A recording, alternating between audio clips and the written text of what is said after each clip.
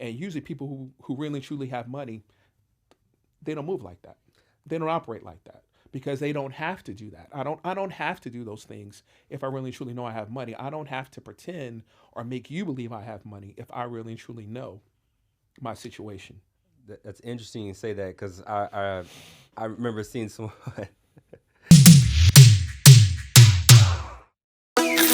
Make it make sense. Make it make sense. Are we talking about the sense or the sense? Which one we talking about? But a lot of times, a lot of people who are out here door dashing, who are out here delivering pizzas, who are out doing security and stuff like that, a lot of times it's people who can't pay their bills. So that's the difference. And so how do you know someone? It's kind of hard, to be honest with you, because Facebook has everybody looking like they're millionaires.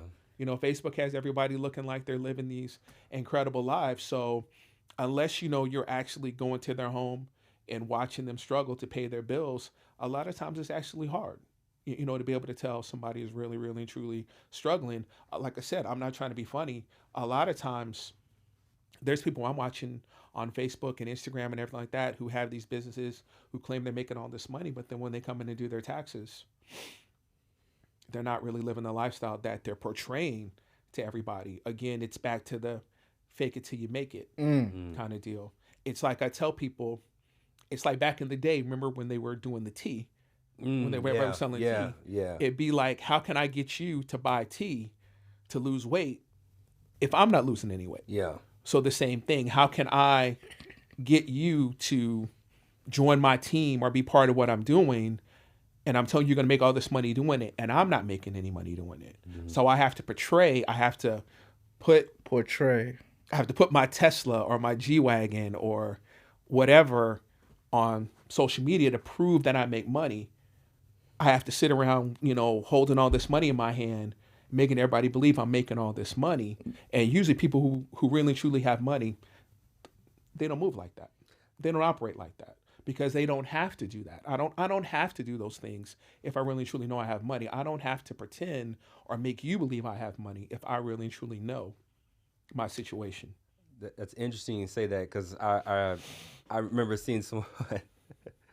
Well, I'm gonna go buy this car to look To look like I have money. like I have money. Correct. And so because I have this vehicle, I now have status. Yeah, but I don't Right. have any money. But I don't have any money. But now I have this status where it's like now you can look at me as, oh, I'm making money. I'm doing some things. I'm making some money. I'm doing some things, X, Y, and Z. And it's really sad and to me to see this, like, wow, I really put my money out there. They got business credit, right? Business credit, went in there, bought the vehicle, however they bought the vehicle, and then they wanted to put it on what's it called, Toro or something like that, right? And then just, well, I'm making money, I'm doing this, I'm doing that, and they're not really, they're faking it till they make it and portraying that they're making money. And therefore I want to be, if you're interested in showing how I did it, you can come on and join my team. And then I get sucked into this $75,000, That's master class, right? Yeah. And you've never had a business yourself to even prove that what you're doing is a proven concept. It's, again, like I said, I don't want to get into it, but it's like the Airbnb stuff. Yeah. And all kinds of things like that. When people are calling and asking me, I always say to them, hey, can you ask for a profit and loss statement from this person? Can you ask for some contracts or something that proves that this person is really and truly making money like they say? But again, it's like, let's just be real. You guys send me stuff all the time. And what do I tell you? It's like, just go read the comments. You'll see all these people say interested, Yeah, interested. yeah. And it's like, this is an absolute stranger on Instagram who's telling you they're making money and you automatically believe it. It looks believable. It looks do you, yeah, it do does. you see the It G does. wagon? It does. And again, it's not so much as it looks believable as it's you want to believe it. That's the problem. Wow. Is you really and truly want to believe it because that's the lifestyle you want to live. So you run out and you say, okay, I want to be like that person because that person is living this lifestyle and they're like that. And again, you can cut this if you want to. It's funny, somebody's watching this and like, oh, I'm hating. And I own a G-Wagon. So how stupid that sound? Cut it out. Cut. See what I'm saying? I'm out here hating on the people who are on Toro, getting the G-Wagon and doing all these things, and I own a G-Wagon. But the see what I'm haters saying? say you can't afford one. Yeah, but the haters say, but you're telling everybody not to get a G-Wagon because you can't afford one. And that doesn't make any sense. I'm not trying to come at you like that. I'm not trying to make you listen to what I'm telling you because I own a G-Wagon. I'm trying to talk to you because I'm trying to help you get to the goals and get to the type of things that people, and again, it's not even about owning a G-Wagon. It's about living comfortably. Yeah. There's no way I'd own a G-Wagon if I didn't have a savings account, if I was in debt, if I had bad credit. That would be stupid to even live that type of way if I'm living a fake life and driving a G-Wagon around just so I can try to make you believe I have money or that I'm successful. To me, that's stupid. But at the same time, that's what you see the people who are doing these type of things. That's the type of life that they're living. And then that's how you have people interested. Somebody pulls up their phone, has a little girl say, "Oh, I made $10,000 today doing e-commerce." Yeah. And all of you are going to the masterclass. Come on. I could have pulled that up, photoshopped that Anybody whole could thing, Photoshop and be like, "Oh, I made this Hey, amount. Here's my spreadsheet. I'm gonna Here's go get my everything." kids. Get my kids to tug on them heartstrings. Yeah. You know, I guess this lines up with, are these debt traps? Will we call these debt traps, or what would we call a debt trap? I think it's people taking advantage of other people's desperation. Mm. At the end of the day, that's all it is to it. Yeah. It's almost like, I know I'm skipping ahead. It's like if somebody's telling me how I can go out and get all these business credit cards and all this business line of credit and stuff like that, and you don't even have a business that's making any type of money. So you believe that getting these credit cards, getting these line of credits and stuff like that is going to automatically make you this successful business. And the worst part, the absolute worst part is, why do I care about someone showing me how to go get a credit card without having to be the personal guarantor around my credit? Yeah. Because I must obviously have horrible credit. Mm-hmm. So me getting more credit is going to now fix my problem. All it's going to do is just put me in more and more debt. And then that's when we believe we can file bankruptcy and do all these stupid things that we believe are eventually going to make us successful. But again, it's no hate. You're just sitting there watching it and you're like, this doesn't make any type of sense for people to believe. Again, I'm just a regular person like they are. So again, I'm not trying to hate or say you should listen to me any more than you should listen to anybody else. But it's just amazing to me how I can watch somebody sit on a video for 5 seconds and tell you how successful they are, and you automatically send them $10,000, $20,000 for their masterclass. That's crazy.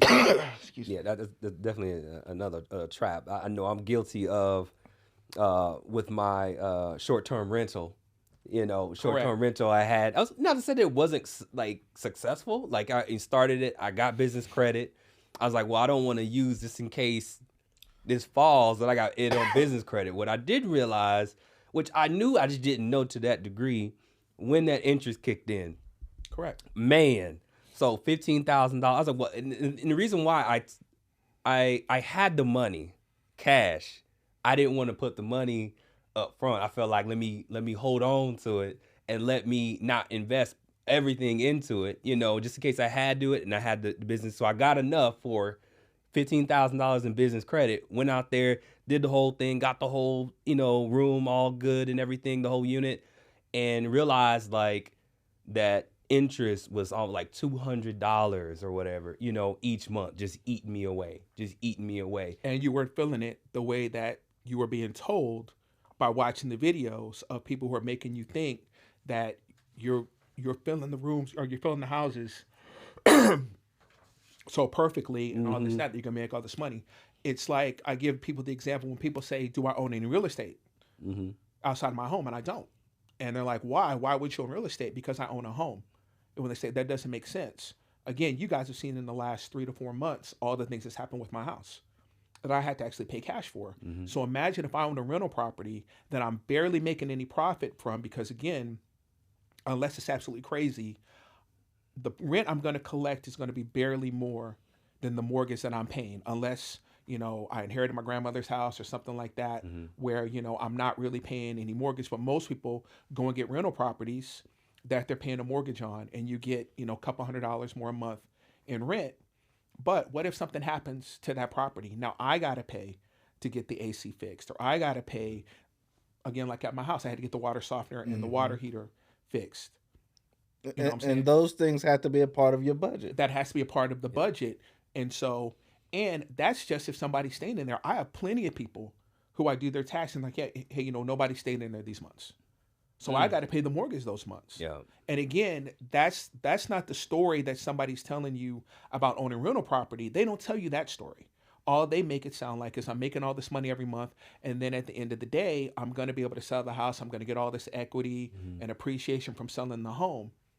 But again, I've got to be able to have the money to get to that. It's almost the same thing as if somebody says, okay, go and get a Tesla or go get a G-Wagon and put it on Turo. That's great if I'm renting it out. But if nobody's renting it out, I'm responsible for the car payment and the insurance every month. So again, I'm not telling you not to do it. Again, do you have the money, the cash flow in your budget to be able to pay that mortgage if nobody's staying in there, to get things fixed if something breaks in the house, to be able to pay the car note and pay the insurance every month if nobody's renting it out, or if you don't rent it out enough to be able to cover that. And a lot of times, most people who are trying to do these things are, again, people who, let's just say it, they don't have money, and then they run the play to go do these things using business credit or lines of credit or anything like that, saying using other people's money. No, you're not. You're paying these people back. Yeah, you're using other people's money, but you're making it sound like you don't got to pay that money back. So if I go out and get a business loan or get a business line of credit, I got to pay that back. Yeah. So if I go get this car with this business line of credit or this business loan and no one is renting the car out, I got to pay that. Yeah. That's the part that they don't tell people. And again, we know it's the truth because, again, why does everybody need credit repair? If these things aren't happening, why do you have bad credit? Why would you have bad credit? If everything is going as perfectly as these people are telling you, why does everybody have bad credit? Why does everybody say, I'm just going to file bankruptcy? I'm not saying that no one is successful doing these things. But again, you have to have a plan when you start doing these type of things, or you can really and truly get in trouble. So when people say, how come you don't own a rental property? No, I'd rather just put a couple $1,000s every month into my REITs, EFTs, and I just put that money in every month and I just keep it moving. Well, I can make more money owning rental property. You could, but there's more risk to that than me just putting it in these EFTs, ETFs, and just keeping it moving every month. Mm. Now, you make a really good point there, and it made me think about when we talk about like the Airbnbs and the Turos. I think the concept that they were founded on was, hey, you have this extra property, you have this car that's just sitting there not being used. Yeah. You can put it to work. Yeah. It was not go broke trying to go get a new property that you never had before, a new vehicle that you never had before, and make your main source of income. Yeah. These were for people who had vacation houses. Correct. Disposable income. That's Disposable it. Yeah, that's the thing. Disposable income. Who could, again, like you said, who could go get a rental property. Yeah. And again, if somebody wasn't staying in it, I can still pay the rent every month and keep it moving. If somebody wasn't paying the car, if no one was renting the car out, I could still make the car note, or maybe the car's paid off so I could keep it moving. But no, when someone says to you, run this play of going and getting all this business line of credit or getting all these credit cards, and then go get a Target card and go get Rooms to Go card or go get a Lowe's card and go get all these credit cards using other people's money to fill the apartment or fill the home and do all these things, we don't think about the fact that, again, these are bills that I'm having to pay. And again, you don't find out until, again, not to be personal, because we actually did your numbers when we started looking at you with the rental property, and we were looking at the credit cards, we were looking at all the things that you were paying back, and it was like, I'm barely making a couple $100s a month. Exactly. On a good month. On a good month, I'm barely making a couple $100s a month. Is that worth it to me? And even in that part, you can even say the part about they're paying my home off. Yeah. So at least I'll be able to sell the home later on, get the equity and depreciate it. If I'm renting the house out, how am I getting any equity in it? I'm renting the place out just like anybody else is. Mm-hmm. So when my contract is up, I don't get any money just like anybody who has rented an apartment. Yeah. So there is no upside. You're talking about that arbitrage. Arbitrage. Yeah. So there's no upside on that. The only upside is, again, if you have a property that is really and truly selling like that, you are really and truly renting it out like that. But if you're not, there is no end game of being able to, of being able to say, well, it's building up all this equity and all this appreciation, and this person's paying off my mortgage. They're not. All they're doing is paying your rent for you. For the person, so the person who actually owns the property, they're the ones who, at the end of the day, is going to make all the money. They're making all the money. They're making all the money. Well, let me shift for a second. I want to bring up a couple of statistics here, and I want to get some reaction based off what you hear in this statistic. But a survey by the U.S. Bank found that only 41% of Americans use a budget. Do you find that alarming? 41%? I actually find it high. That's a high number? I think it's high. I think that's high. Yeah. I must have not been a part of that survey. They didn't ask me. I find that to be high. Okay. Well, so what number you think is more realistic? Maybe 20, 25% at most. And do you think in any way that your thought process on that is skewed by demographic, or 20% across the board, all demographics, or what? No, I think it's all demographics. All demographics. Now, what community you think feels this the worst? Maybe lowers that number by far. Is there any community that stands out? And I ask this because, in the community that I serve and all of the different organizations I'm in, I want to address the problems in the community. Yeah. And if it fit my community, then we need to address it. I think our community gets a bad rap on a lot of things because, again, if you actually deal with a big diversity of other type of people as well as just our community is not the only people who are poor. We're not. Not at all. We're not the only people who live outside of our means or live paycheck to paycheck. That would almost be like not even using race. That would be like saying 70% of people live paycheck to paycheck. Mm-hmm. It's not all poor people. There are people who make hundreds and hundreds of thousands of dollars a year who still live paycheck to paycheck. Paycheck. So obviously those are people who are not living within a budget as well. Mm-hmm. So it's hard to just say it's one specific race or whatever demographic. It's, Well, what about age group? Maybe it's not a race. Maybe it's an age group. Maybe it's a gender. Maybe it's a ideology. Mm-hmm. In any group stand out? Or is it just we just all have to do better? At the end of the day, we all have to do better. That's right. Yeah, of course. I agree. Mm-hmm. Okay, myth or reality? Only people who are struggling financially need to deal with budgeting. No, that's a myth as well. I feel like if I made more money, these wouldn't be problems. But Biggie said, more money, more problems. More problems. And, but these are broke people problems and these are rich people problems. I don't know. Maybe I want the rich people problems. But the reality is we all need to work with a budget, huh? Yeah, definitely. No matter how much money you make, because again, like you said, there's a difference between being poor and difference between being broke. A broke person can make a whole bunch of money. It's just how they spend their money. Mm. So, what is the mindset behind that between a broke person and the mindset behind that? Besides, what would they have to believe in order to have that mindset of being broke or having a poor mindset as far as a poverty mindset? Well, the person who has the broke mindset, who is broke, obviously is the person who, a lot of times when I meet them, they come and they sit down and they say, I have no clue where my money's going. Mm. So obviously that person doesn't have a plan. That person doesn't have a budget. They do not know what they're doing with their money. They don't, like people say, they don't, I think I heard you say it, where people say, I tell my money where to go. I assign my money every month on where to go. A broke person would never say that, because a broke person would know what they're doing with their money. They would know how they're handling money. They would know why they're in the situation that they're in. And usually they're broke because of the plain and simple fact, when they sit down, they're like, I have no clue what I'm doing with my money. I have no clue where my money's going.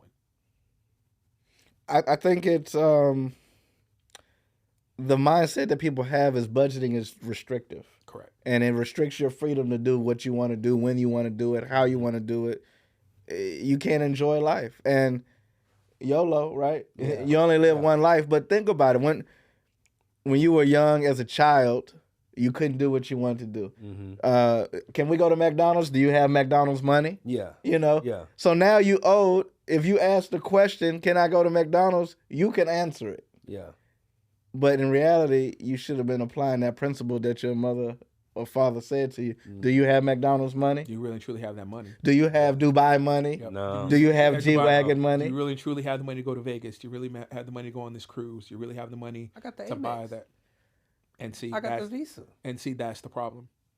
I got Because this nice again, credit because- card. I got a because nice. I that's got a not brand real. new one. Because the problem with that is that's not Charge real it. money. Yeah, but To the that's not game. real money, Mm, and that's the problem. Wow, you said something right there Yeah, it's not real money. because that's not money. I think majority, some of us believe that's our money. We Correct. used our credit to get it, right? Mhm.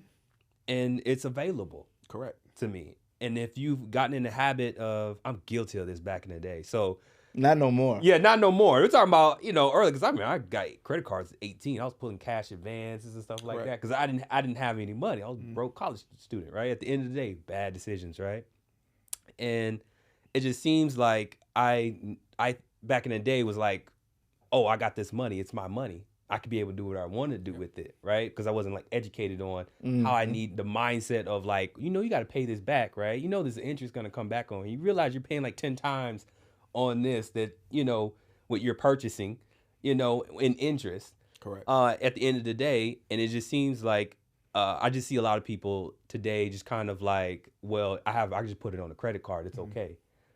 It's okay. I'll just pay it back. And they just keep like, well, they keep doing that each month. Yeah. Or And the so same mindset of if I went to the dealer and I see this car that I really truly want, but in my mind, I know what I'm supposed to be able to afford. What I, Yeah. if I have this payment, I should be good. But then you go in there and then you end up paying more than what you want. And what do? You don't say, hey, I know I can't afford this. You say, I'll make it work. That's right. Yeah. I'll make it work. And The there's same always thing. someone that will tell you, well, you look like you can afford this, You can right? afford You know you can afford That's this. the Oh, trap. let you drive That's it off. the trap. If Right. you drive it off, obviously you can. That's the point. You know you can afford this. If they let you Everything drive it like, up, you look obviously good. you can, yeah. You're looking really good. And that's the thing. Sales and Yeah. marketing is very deceptive. Lie to me. Tell me. You look really tell me good. what I wanted. Your wife want one. Have her come on in, and she can pick out one too. We can both get you one. Y'all both can afford it. We can get you in a nice walk out the lot, 2 cars, and grandma got one too. And just and you walk out saying, hey, we'll just figure it out. We'll Yeah. figure it out. We'll figure Yeah. it out. Same thing as if I try to go buy a house and it ends up being more than what I think, especially a lot of times now, especially like where I live, because you and I live in the same, same town, with all the stuff that's happening. Look at all the property taxes and Yeah. everything. A lot of people are having to move out of my area because they can't afford to live there anymore. Uh-huh. But, Property taxes the killing property me. taxes are killing you. But again, when I go in there and they let me get the house, as long as you let me get it, in my mind, I'm saying I'll figure it out. Yeah. Same thing with the car.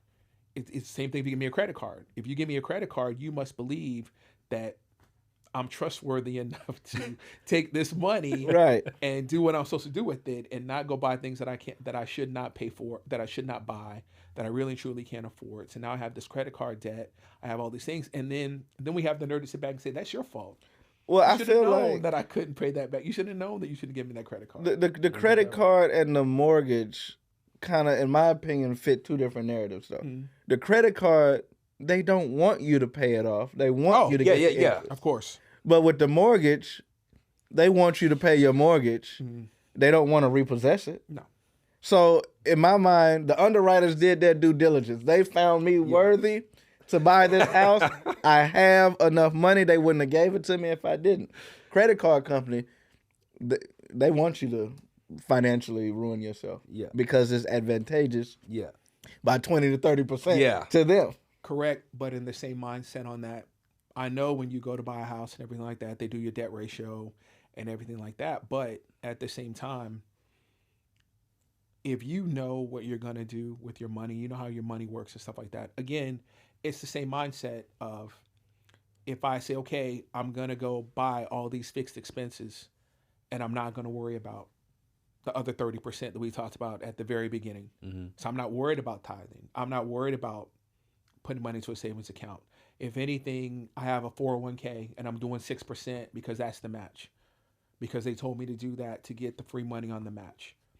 So I'm not worried about retirement. I'm not worried about doing an IRA. I'm not worried about doing a savings account. I have this house and they deem me worthy to do the house, because they're not calculating me putting money into a savings account or worried about my retirement. They're just saying your debt ratio shows you can afford this house. That's it. Okay. So then So I it's go too and buy the simplistic. house. Yeah. So then I go and buy the house, and then I sit back and I say, well, hey, I want to retire one day. And I know that 6% isn't going to get it. So I need to start putting more money into retirement. Or I know it's hard in today's, lifestyle to say that, but a lot of people believe a lot of people who are financially free, financially successful, they're a married couple and they say, okay, your check is going to pay for all the bills. And then my check is going to go to retirement, savings, investing, and doing all that. But a lot of times, both checks are necessary. Yeah. Mhm. And so, what if one of you loses your job That's it. and you haven't been saving money and you haven't been doing it because you've been living paycheck to paycheck? Then one of you loses your job. So now everything's in trouble. So again, it's easy for someone like me to say that. It's easy for me to say, hey, you know what, you should really try to just live off of one paycheck. But, at the same time, you shouldn't just run around and just say, if they're telling us we can afford it, then we should get it, And we want to keep up with the Andersons too, So, Yeah, not the Joneses. Yeah, no, The that's Andersons. That's where I set my sights. Hey, if I can, yeah. and that's what happens when you're around. You in schools, you got the family and different things that are going on. You're like, oh, they got a new car, they got a new house, and like, you know what, we can get a new house. Let's go check this out. They got something over here, this new subdivision that opened up, and you're like, it's nothing wrong with looking at everything and there's see what's out plenty there. wrong with looking. But It entices you to do things and then you you're shouldn't like, do. and then you're like, oh, well, maybe we could sell our house and do this and go over here. Maybe it'll balance it out. But I think it's one of those things is like, the reality of can you really afford that? And then what I really kind of focus on is like peace of mind at the end of the day. Like if I know we can live off of one income. And if I were to lose my job or whatever the case may be, my wife would be able to take care of that or whatever the case may be, right? So, and in all the bills, and we won't be struggling, right? We won't be struggling, but it's like, hey, we're living way below our means. We got everything that we really need to be able to live. And it's like, how do you want to live? Do you want to be like, well, I got this $1 million home. Yeah, you can afford it. But then now something happens, and anybody that's lived in 2008, around when the Great Recession happened. During COVID. Right? COVID was another one, right? COVID. So it's like everything went down, can't afford anything. Everybody, lost their jobs, X, Y, and Z. I can't afford that on my what's it called? Unemployment. Yeah. Unemployment was looking pretty good during that time. Yeah. People between the PPP loan, yeah. and the unemployment, people was getting a lot of new Benzes was on the road. Yeah. Vacations. Yeah, they was able to, again, it's just like somebody. A lot of passports was getting stamped. It's just like somebody getting a tax return. Same thing. So when I go get a huge tax return, what do? I go and put a down payment on something that I can't make car payments on. Same thing. I get this PPP money, I get the stimulus check, and I don't go pay cash for anything. I go and put the down payment. So now I have this car payment. And I could not afford the car payment before I walked in the door, but because I was able to put the money down to get it, now I'm trying to figure out how to make the car payment. Figure it out. Yeah, we'll figure it out. And see, that's what ends up being the problem. Again, because you're not budgeting, you're not taking into account, you're not thinking about that. You're just kind of just living your life, so to speak. So here's another stat for you guys. A report by the Federal Reserve showed that 40% of American adults wouldn't be able to cover a $400 emergency with cash, savings, or a credit card charge that they could quickly pay off. You believe that? I always hear that stat. $400? Correct. I always hear that stat. That's dinner at downtown Austin, right? Yeah. If you can. Again, it goes back to the living the paycheck to paycheck and not putting emergency fund or savings account on your list on your budget. So if I have that on my budget, again, I use the example of somebody saying I'm going to do $500 a month. Obviously, if I know I can't do that, but if I say, can you do 50? Can you do 100?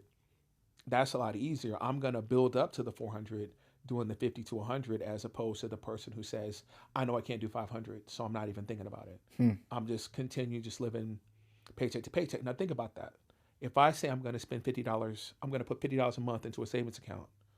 That's what, one meal a month, going out to eat one time a month. Yeah. I don't go out. I don't go to Not if you got kids. Yeah. But even that, but even one time. Yeah. Then end of the year you have $600. So that beats the $400 right there, just doing that. But most people don't even want to make that sacrifice. They just want to live. They just want to live their life. They just want to live check to check. So, myth or reality?